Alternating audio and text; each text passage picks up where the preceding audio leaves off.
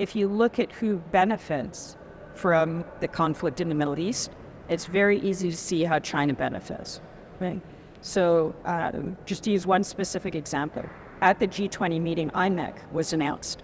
IMEC is a great idea, the India, Middle East, Europe economic work, right? It bypasses the Chinese Belt and Road. It builds on traditional linkages.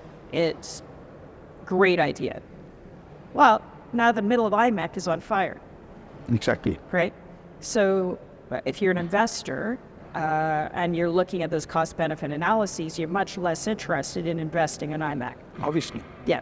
So there are other, look at what's happened with the Qatar situation with the Indian former naval officers, right? Oh, yes. Yes. So what does that do? That makes Indians kind of less willing to go work in those locations, and it makes employers in those locations maybe less willing to hire Indians. The charges are, we don't really know what the charges are, right? Right. But they've floated around. It's because it's Israel, right? So they're pushing that anti-Semitic button, which makes others in the region just not want to touch it, and associating India with that whole conflagration in the region. So when you start looking at what's happening in the Middle East, not just the conflict, but around the narrative of India, then it's very easy to see the many ways that China is benefiting from it.